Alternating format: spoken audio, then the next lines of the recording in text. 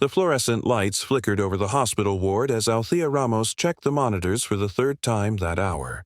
Her calm eyes scanned Mr. Thompson, an elderly patient whose heart rate was dangerously spiking.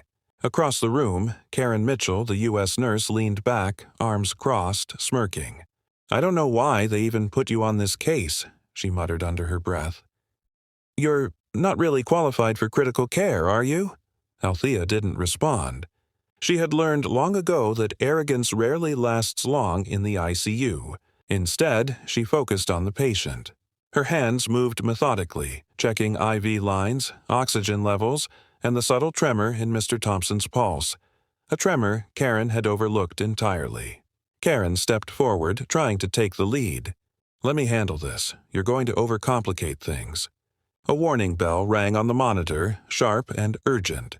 Mr. Thompson's oxygen saturation dropped below a dangerous threshold. Karen froze. That's probably nothing," she said, brushing it off. Althea's heart skipped. She knew how quickly nothing could become a catastrophe. Quietly, she prepared the emergency oxygen adjustments she had trained for but hadn't yet applied, waiting for Karen to make her move. The tension in the room was thick. Nurses passing by glanced at the monitors, confused by the unusual drop, unaware of the hidden danger. Althea's mind raced. If she acts too soon, Karen might feel undermined. But if she waits, the patient could die. Karen leaned in, inspecting the IV. She misread the fluid dosage and adjusted it in a way that could have worsened Mr. Thompson's condition. Her face betrayed confidence, but Althea noticed immediately. The line was off, and the patient's vitals were trending the wrong way. Althea moved closer but didn't confront Karen outright. Instead, she muttered under her breath, "We need to stabilize him now." Karen ignored her, distracted by her own notes. The room held its breath.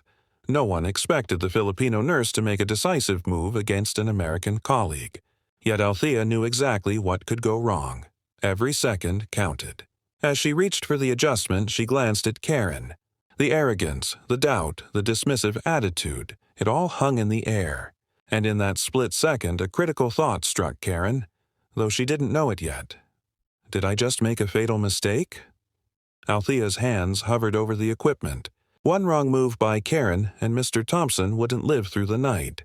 But what Althea was about to do next would shock everyone in the room, especially Karen. And the question lingered in the air. Would Karen finally see what true expertise looks like? Or would pride cost a life? The monitor beeped again, louder this time. Mr. Thompson's oxygen levels were dangerously low. Karen's fingers fumbled over the IV line, adjusting it the wrong way, thinking she was saving him. Althea's eyes narrowed. Every instinct screamed, "Act now, or the patient won't make it." But she remained calm, steady, her presence a stark contrast to Karen's flustered movements. "Karen," Althea said, her voice firm but quiet. "The IV rate is off. You're about to overload him. Let me handle it." Karen hesitated, her pride warring with instinct.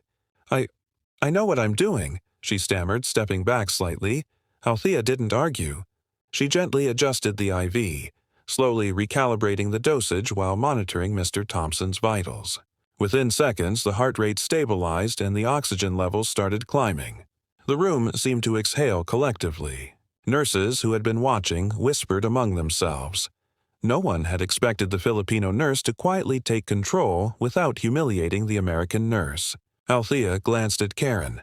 "It's not about who's right. It's about the patient," she said. Karen's face registered the first flicker of realization. Her mistake could have been fatal. And then another challenge arose. A new patient arrived. This one poor, clearly underprivileged. Karen instinctively moved toward the wealthy patient in the waiting area, assuming priority. Althea stepped forward. "We treat everyone the same. Start with the patient who needs immediate attention, not the one with the money," she instructed. Karen's jaw tightened. The lesson hit hard.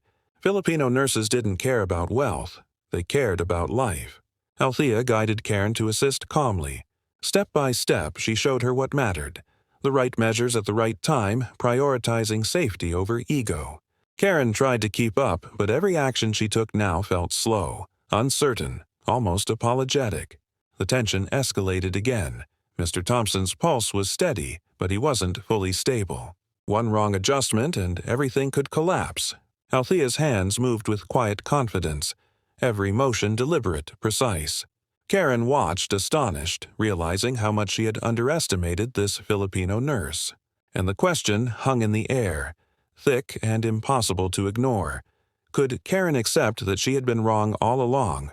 Or would pride make her lose her chance to learn before someone else paid the price? The tension in the ICU was unbearable. Mr. Thompson's chest rose and fell unevenly, and each beep of the monitor felt like a countdown to disaster.